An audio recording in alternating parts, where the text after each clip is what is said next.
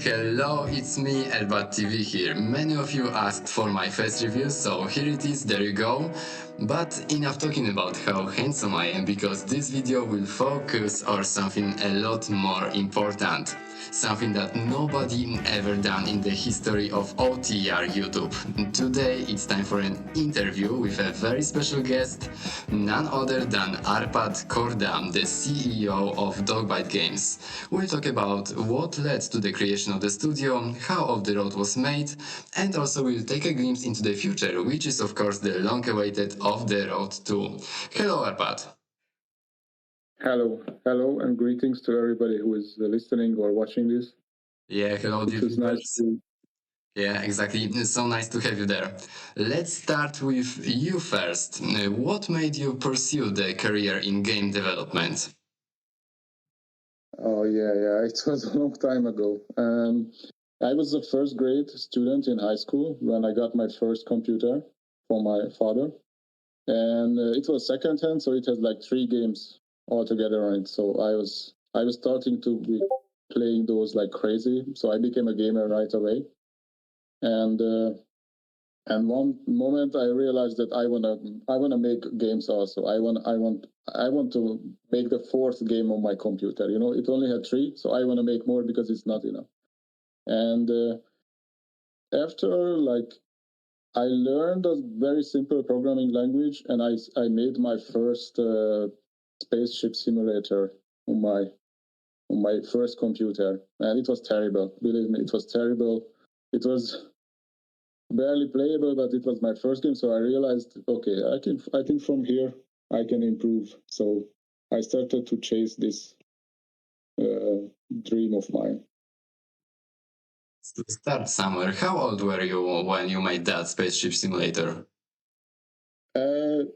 Let me see. I think I was like 15 years old. Oh yeah, 15. That's a nice age to start like coding. Yeah, what other games were you involved in making before Dogbytegames? Before Dogbytegames, I was working at a company, a game developer company, for 6 years, and I made some games with them. Like, to say some names, the company name was Invictus Games. It was in my like home city, so I joined them. Even before I finished university, I joined them as a student, like a student worker. And after I finished, I was a full-time. I was working with them with full-time. So, and we made some cool games, mostly racing games, because they were also a racing game creator company. Like the games were like Project Torque. I'm not sure you heard about it. Oh yeah, I heard about it. It had a few names actually. It was renamed multiple times, if I remember correctly. And because depending on the region where it was released, it had a different name. Like Project Torque was the American name, and the Level R was I think in Japan. And it had some other names. I don't know all of them. Yeah, there were actually a lot. And this game actually had licensed cars, like, real life brands. So that's actually, that's actually a cool thing. And from what I know, some people from the community, like our OTR Discord, actually got interested in playing this game just because you were involved in making that. And it's actually actually a pretty cool game from what I heard. Okay, when and why did you decide to create your own game studio? I think it was around 2012 when we started to make games for mobile with that company, with Invictus Games, and we got some experience, and it was like the beginning of the mobile gaming. Like they really find a good spot to join. The market was growing because the phones were getting a lot stronger, a lot more performance you could get from them, and the touch screens were a new thing. Yeah. Exactly. And also, like that time, games were much more small and much more easy to make. Like with some good idea, you could make a lot of money. And then we realized that, like, okay, we are like some of our like we are not many people, but with a small team, you can make enough money to maybe create a company. So we decided to separate from that bigger company, and yeah, it was risky, but we created our first game, 8-bit Ninja, and that was bringing enough to found our new company, Dogbytegames. Some of you guys who are now a part of Dogbytegames actually worked with each other before that, yeah? Exactly. Like, let's say almost all the people who now work at Dogbytegames, we worked together for like, I don't know, 20 years. Okay, so like that that actually... big company, and after they joined us here at Dogbyte. So yeah, Oh, yeah. we know each other for a very long time. So yeah, that makes you an even better team now. What exactly are you responsible for at Dogbytegames? Yeah, like you mentioned that, like, I'm the CEO, so I have some administrative work to make the company going, but also I'm a full-time programmer, and mainly I do the physics programming of our games and also some game programming. And also I'm kind of designer, but like here everybody is designer, so I wouldn't say myself as a designer, but like everybody, I just try to oversee the design of the game. Yes, like everyone in the team has some part in designing the game.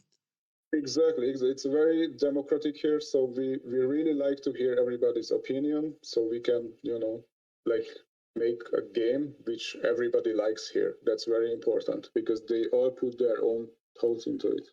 Oh And yeah, also, that's actually... I have some community management part. Oh yeah, that's actually a pretty good way to lead the design of the game. One thing I was and many other people were thinking always, what is the origin of that Dogbytegames name? What does it mean? That's a good question, but there won't be any good answer to it, because it was many years ago, I don't know, like. But do you remember whose idea was that?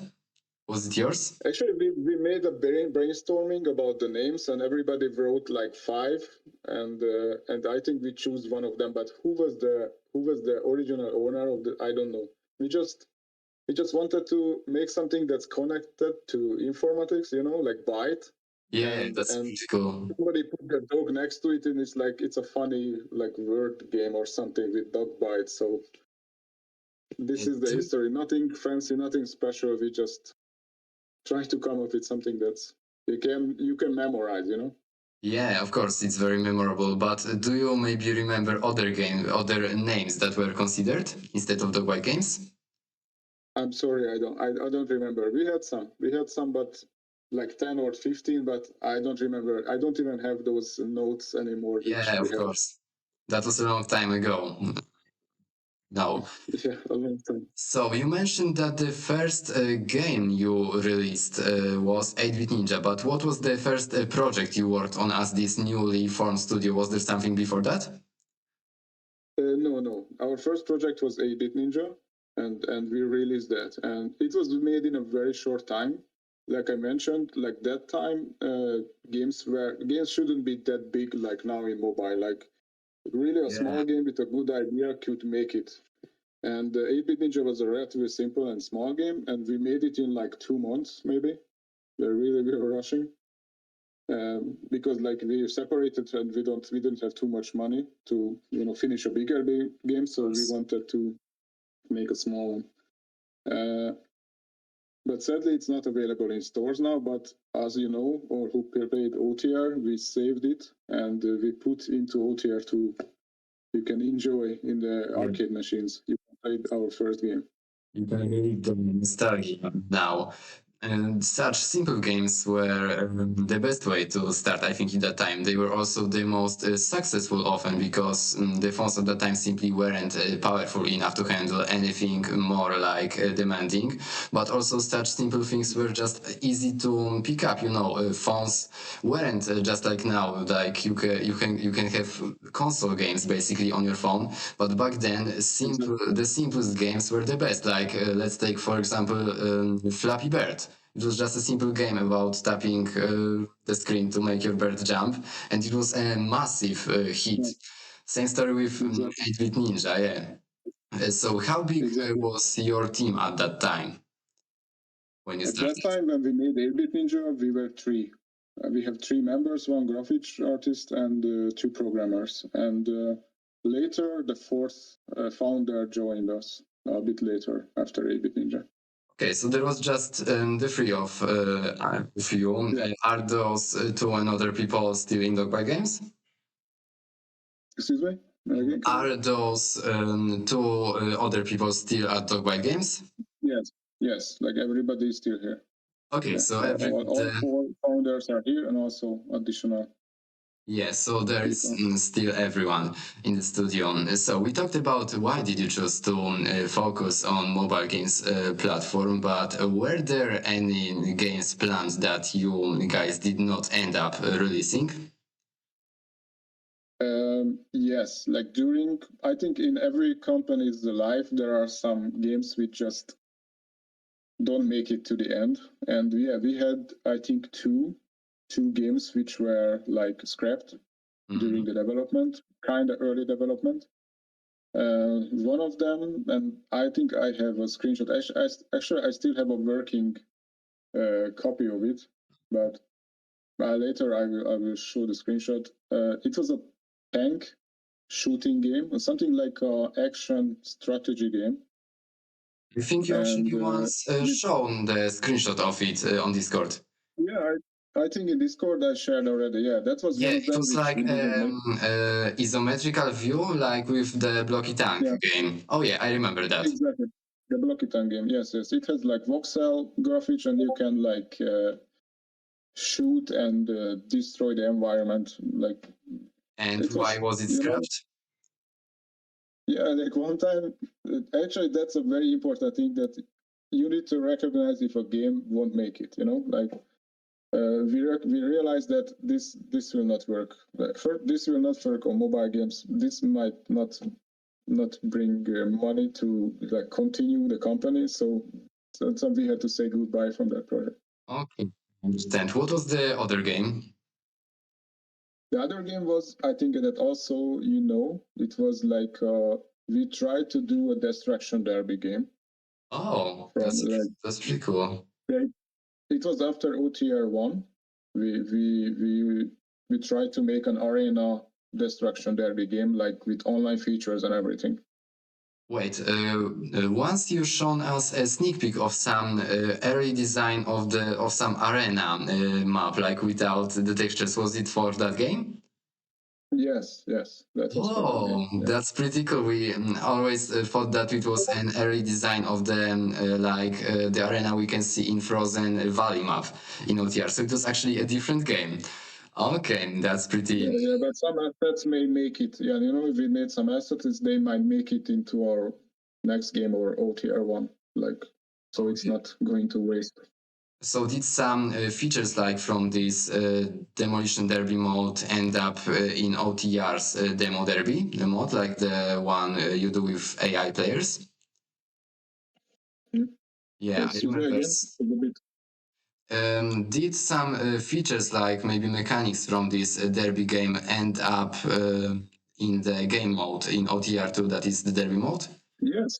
Actually, the whole destruction mode, like the destruction mode to OTR1 came from this demo, like Okay. this prototype destruction. So it isn't completely lost. Exactly. One thing also I want to ask is how has Dogbytegames changed since those early days? Well, like obviously we grown in numbers, like from 3 to 4, then to 10 now. Like we are 10. we started in one of our founding members' home. Like really, we were like a small garage company, you know. Oh yeah. And also our thinking changed. Like now we grown bigger in our mind than we are really big. Like, you know, sometimes we just how can I say, sometimes we just dream too big and we need to cut back from that because we realize we cannot do it. But like earlier we were thinking small and we made it small, but now we are thinking too big. Like you will see in the next OTR, like OTR2, we dreamed very big, like very big, and we are really on our limit. That's a good Very, way very. of thinking. Actually, all of like the biggest companies now in the world, like Apple, Google, they all started in the garages, and now they are basically the mega companies. They are ruling the world, you can say. So you mentioned that you started in the garage. Do you now have an office? Like you Yes, working? yes. Now we have an office. Yes, we work from an office now in the center of the city. We bought it like first. First, we bought a full flat and we moved in there, like the whole company. And after we bought an office in an office building. And now because we needed more space for the more people, and here we have enough space for our members. Oh yeah. All right. Let's move on to Off the Road 1 now. Where did the idea for OTR came from, and when did that happen? There was a game like Zombie Off-Road Safari. Oh yeah, It yeah, was one of our those games. game before OTR1. And I think one of the features, we may add that in one of the updates, that you can get out of the car and walk around. Oh And yeah. that feature made us think that, okay, you can get out of the car, how amazing is it? You can walk around, but why you get back into the same car? Like you can get back into another car, you can change and like drive any car you find on the map. Okay, after it came like, why always go on the ground? You can fly. Let's just set into helicopter. How amazing change is that from the always going on ground? And yeah, like then we came to that, like we want to make a game with driving, flying. Oh, and why not ships, boats? Okay, and also on water. Like and we Expanded. didn't see that kind of yeah. We didn't see that kind of game in the market when you can fly multiple type of vehicles, where you can drive multiple type of vehicles, and it was a good fit. Yeah, it actually made this game very unique at that time. In 2018, as you mentioned, there wasn't any other game that would do that. Even console games like didn't allow for that. Like if you have like the Crew 2, for example, it has cars, it has helicopters, it has boats, but you can't actually leave your car in the open world.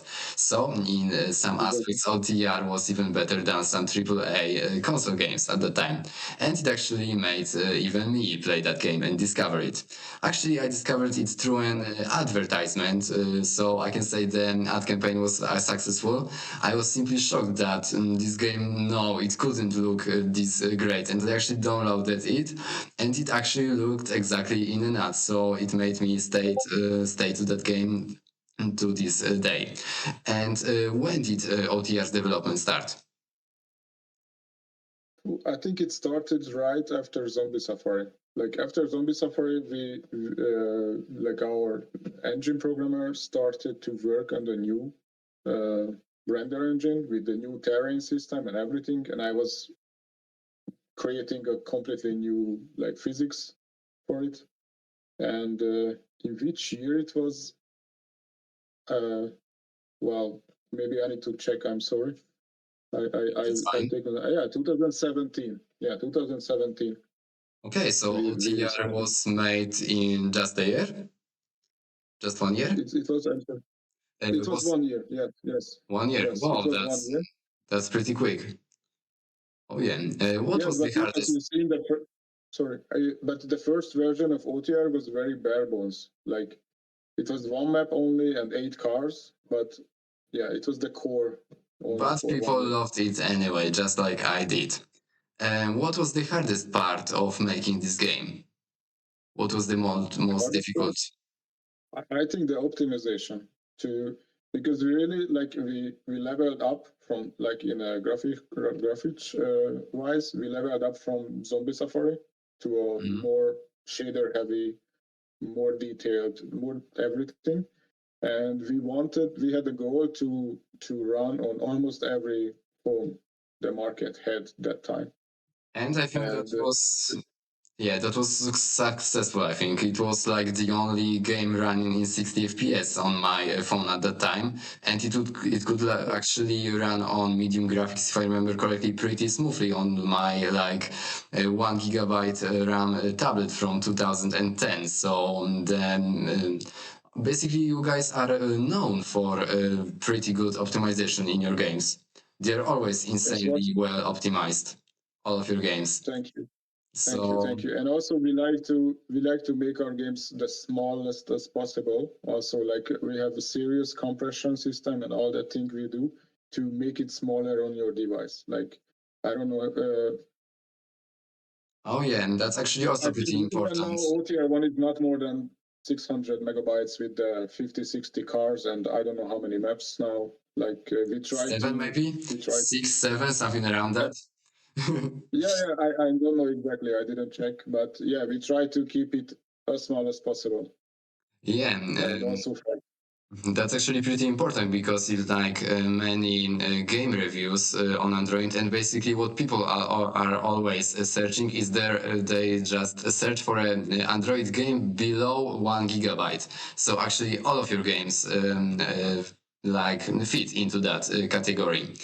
Were there any features planned for OTR that were cancelled before release? Do you remember anything like that? Many. As like I told before that sometimes we dream too big and we need to cut back from that, so we can deliver the game. Like with every, like especially nowadays, every game is like this, that we need to cut it back a bit and we need to do the rest in updates. But I think like before release, we cut maps. Yeah, it just came out with one map. And also maybe some cars we had to cut back, but feature wise I think I'm not sure. We planned something and we didn't deliver. Like every plan feature, like many features were added later, of course, but those were like later with hand in hand with community. We find out the features and we were reading what the community wants, and that's we added. Actually tried to like deliver everything you planned for the game. One thing I was always like wondering because on YouTube there are actually 2 videos of OTR that were uploaded before even the official release date and even before the official release trailer. I was always wondering how did those 2 people I'm talking about channels named Rivus and Tex Amazing, how did they got access to this beta version of the game? Yeah, they were reviewers and like content creators that time, and we knew them from earlier games because they covered our earlier games, and we knew them, and we were in talk and we were in contact, and they told that if we have a new game we want to show, they will review it for us and they will cover it in videos. That's why they got an early version. Okay, so it's similar story with OTR2 now, like the content creators right now. Now we have different, different content creators, but they are known from the previous game, which is OTR1. Do you have any information about how many times OTR1 was downloaded so far? It was more than 120 million. On like iOS and Android combined? It's combined, yes, combined. On Android, it's more than 100 million. This is the that's actually what the Play Store shows. That's what the Play Store shows. Yes, it shows 100 million plus, but it's a bit over 100 million now. So yeah, it's a pretty big community of players, not gonna lie. Not many games achieve that amounts of players. Did you, when making OTR, did you expect the game to become so popular? No, no. We were hoping for it, of course, but we didn't expect. Like we never had those numbers which OTR made. Like our games were fine, like in the selling, but those numbers which OTR1 produced was new for us. We didn't expect it, but we were very happy, believe me. So it actually exceeded your expectations. I also want to ask, is creating such game expensive? How big was the budget for OTR? Do you remember maybe? Like budget is like usually we don't set a budget for a game. We just because it depends how many people are making it and for how long, and that's sounds the price, like how much it costs to make. So it was a 1 year development. So it was a budget of 1 year of our company cost. Okay. But like I don't have exact number because we don't measure it. We don't measure it. We just measure the time and like how many people work on it, and this is how we measure the cost. How you measure the cost, of course. And also, I want to know, did player feedback affect the updates in some way? Of course, very much. Like from the first, like we released the game, and for the first moment we seen the first reviews, we just started to read all the like thousands of reviews we were reading, and we try to filter what they want in the next update, or what is the feature that most people want. That's very important, and we really we thought that's important to listen to our players. And after like our Discord community was forged, after it was much more easier because we really had a almost daily communication with our players, and they were really helpful in having like giving feedback. And then we listened to them like a lot. What we could do, of course, sometimes they ask something we cannot make, but that's normal. But what we could, we did. Of course, it happens a lot. So the Discord server was formed in like 2020 or 2021. No, I think it was okay. So it was something around 2020. But before that, the biggest source of opinions was from the Play Store comments, if I understand reviews. Exactly, the reviews. Yes, the reviews, and also we got a lot of emails. Like for the email, they just players just contact us, and from that we also try to filter what is the general way they want the game to, where they want the direction to be taken. Exactly. So you actually read the Play Store reviews. That's good to know. Now let's move on to something we've all been waiting for, which is your upcoming game, Off the Road 2. How far are you into development already? We are at the end of the development of OTR2. You don't have to wait too much long to experience it. That's I can say. We are at the end. That's so good to know. Do you have any maybe like estimated release date? Can you tell it to us? I'm still like promised spring, and still we can do so it. I think. It's still spring of 2026.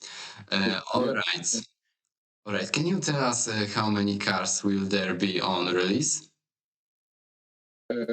Altogether, there will be released 25 vehicles in the game. So that's actually more than Tier 1 at the release. Yeah, OTR1 had 8, and this we have 25, but 15 cars and 10 other kind of vehicle, helicopter, airplane, boat. What are the biggest differences in OTR2 compared to the first game? OTR2 was like built from the ground up to like almost around multiplayer. So we wanted multiplayer because like in OTR1 we added multiplayer later, and it was a bit like didn't want to work together Like too a much. separate That like we game have mode. Yeah, it was yeah, separated from yeah, the yeah. main campaign. And now we made the new game with like multiplayer in mind, and we could merge them more seamlessly. And the other thing we added is the huge persistent world. Like we had 256 square kilometer of like a big map.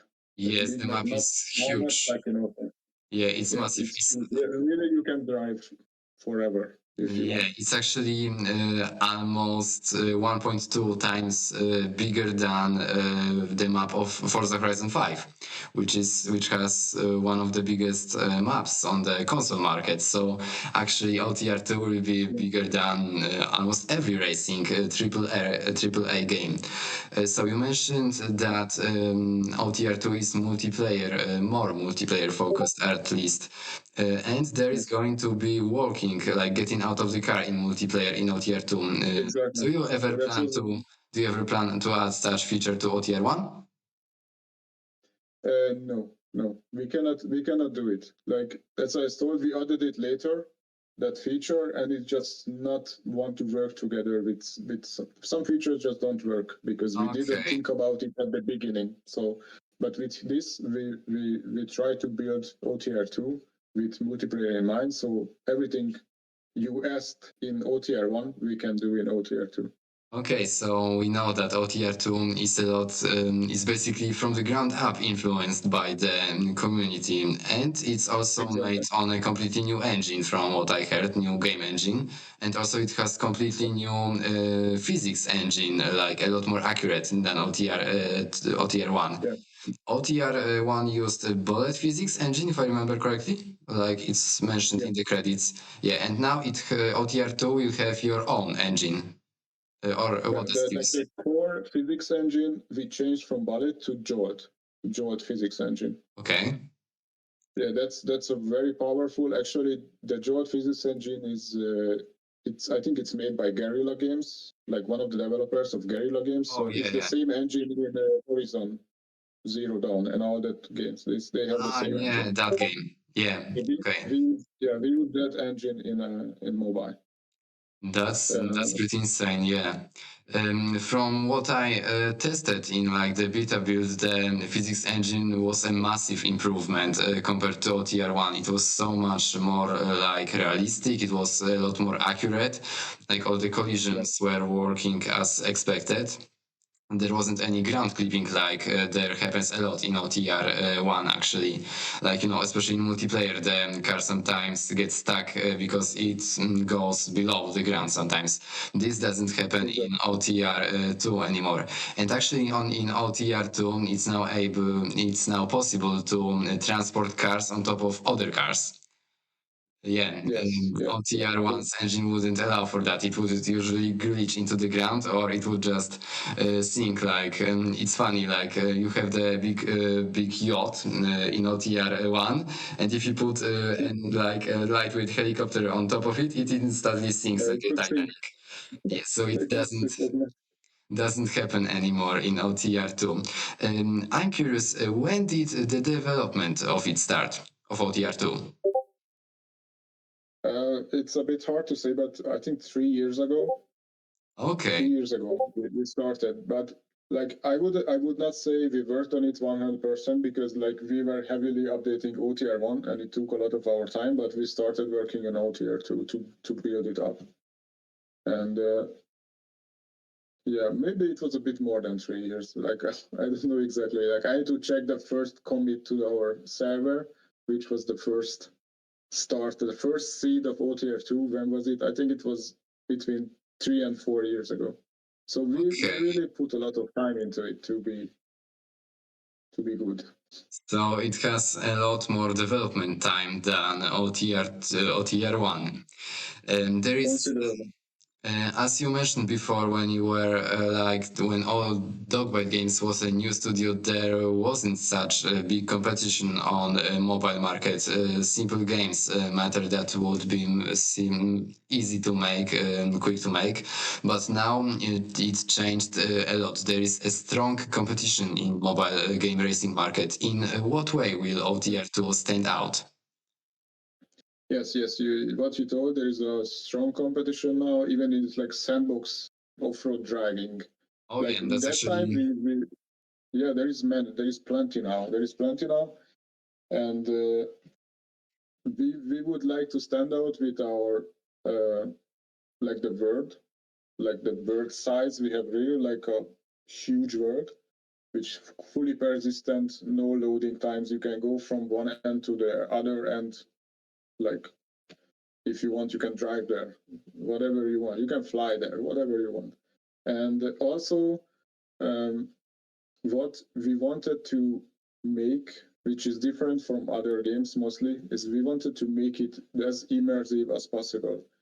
Like immersive because of our physics system is much more developed than I think most of our competition. yeah, Like I the can cars confirm are that. really fun to drive, like really fun, like the most fun we ever made car physics. And also for the immersion, I come back, like all the systems, we really put a lot of effort on it. Like all the systems in the environment is reacting to you. Yeah, Like I'm sure you've seen it in the beetle, like the water, the grass, the bushes, the trees, everything is reacting to your presence and makes everything immersive. There is nothing there which don't react that you are there. So the world knows where you are, reacts, and I think this makes it so immersive.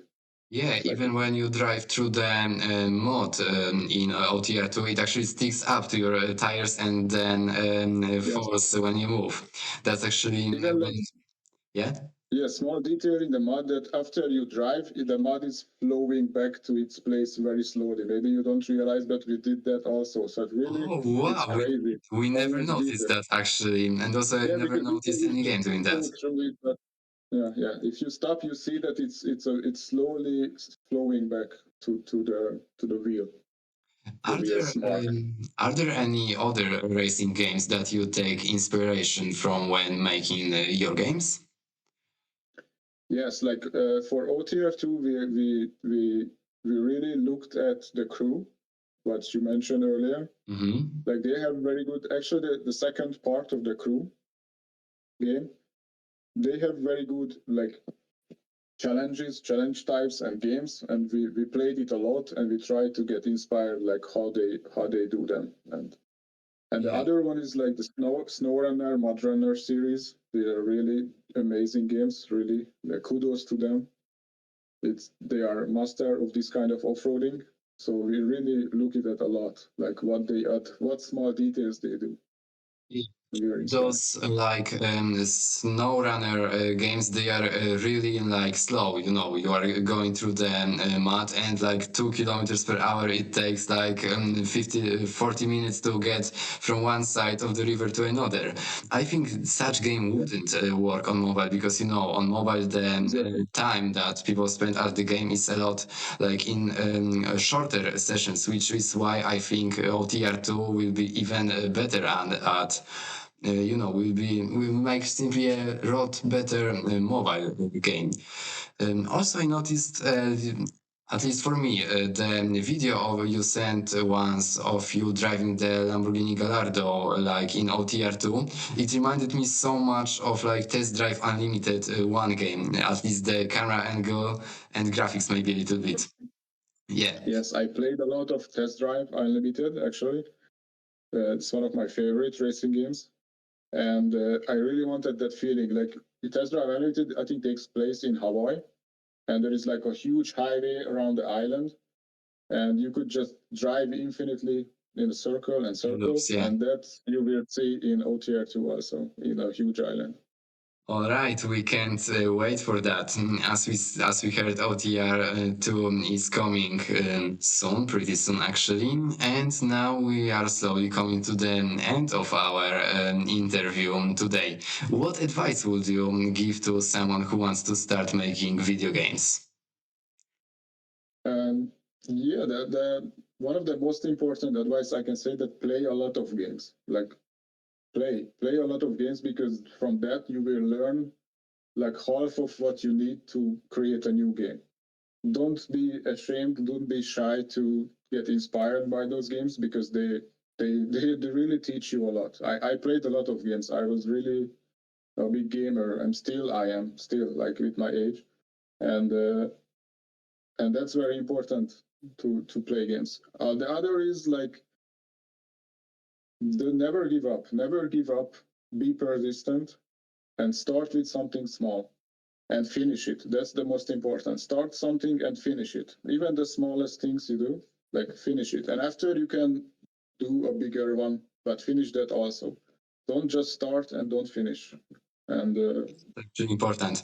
that's The why. first part of that advice is, I think most of us do like play a lot of games. That's simple for all of us. We already have like the first thing needed to be a good game developer. The other one is harder, but of course can be learned. Last question for you. After all these years, do you still enjoy making games as much as before? Yes, of course. Yes, definitely. Actually, like maybe some people don't know, but creating game is very hard, very stressful, and also like really, how can I say, it's a tiring thing, like to make a game from start to beginning, and don't give up. That's the important thing. And but the result when you are finished, but it's like nothing better feeling to them, and especially if you can show that game or like other people start playing your game and enjoy it and you get the feedback, that makes everything worth it. That must So be I'm an still enjoying. incredible I feeling. can't wait. Yeah, I can't wait to release OTR2. So like hopefully millions of players can enjoy it, and I just the feedback is coming and I can read the reviews, and it's just everything for me. And also I think for the whole crew here. Yeah, we also cannot wait for that. We want to play it so much. Arpad, thank you so much for joining us today and sharing your story.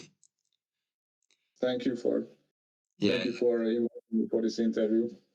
yeah, it was great talking to you. We've learned so much interesting stuff today. All right, so that's all for today. Thank you so much and see ya. Bye. Bye bye. See you. That will be all for this video. Thank you, yes you, dear viewer, so much for watching this to the end. If there is still something more you'd want to know about Dogbytegames OTR and their other games, be sure to tell me about that in the comments. And of course, subscribe because there's a lot of more videos about OTR 1 and 2 in the making currently, which even I can't wait to see. One last thing I want to tell you is please do not try to contact developers from Dogbytegames. As you could hear in this video, they are incredibly busy in making OTR2 and they simply don't have time to check their inboxes. So if you absolutely need them to know about something, the best way to do that is simply comment that under my videos. I am in constant contact with them, so if it's really necessary, I will tell them about it. So with all that said, this is all for this video now. See you in the next video.